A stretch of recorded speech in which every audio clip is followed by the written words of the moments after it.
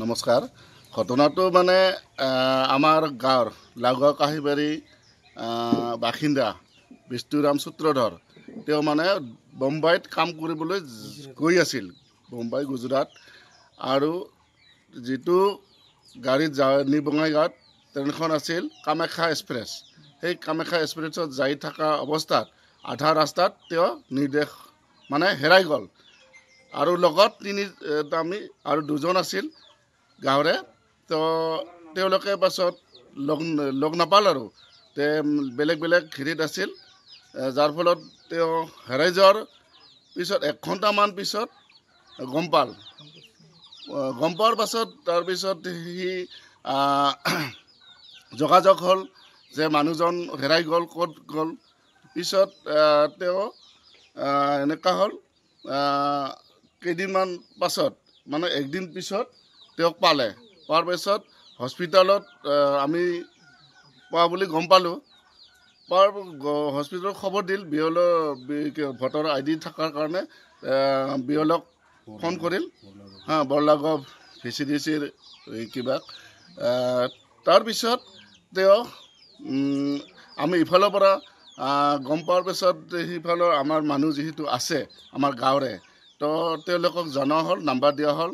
তাৰপিছত তেওঁ পুলিচৰ লগত যোগাযোগ কৰি তেনেকৈ হস্পিটেলত যাই আছিল খবৰ লোৱাৰ কাৰণে।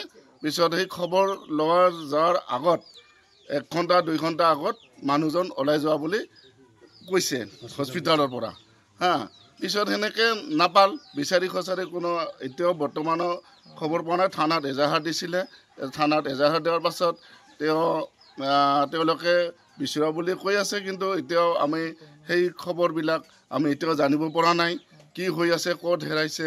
তো যি কি নহওক, এই যে আমাৰ বিষ্ণুৰাম সূত্ৰধৰ যি হেৰাইছে, তেওঁক আমাৰ অসম চৰকাৰে যাতে আমাৰ এই মানুহজন যি হেৰাইছে, গুজৰাটৰ এই চৰকাৰৰ যিজন প্ৰধান, তেওঁলোকক যোগাযোগ কৰি আমাক এই মানুহজনক যাতে উলিয়াই দিয়ে।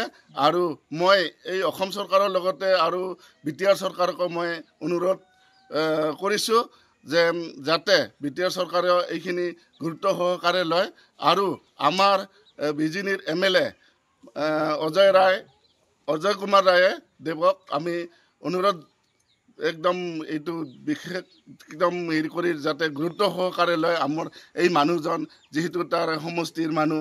তো সেইকাৰণে তেওঁ আমাক যাতে এই মানুহজন উলিয়াই দিয়ে, সেইটোৰ কাৰণে তেওঁক মই অনুৰোধ জনাম।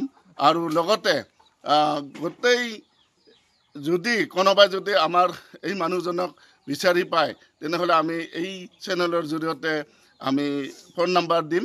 সেই ফোন নম্বৰ পালে যাতে আমাৰ যিকোনো প্ৰকাৰে আমাক জনায়।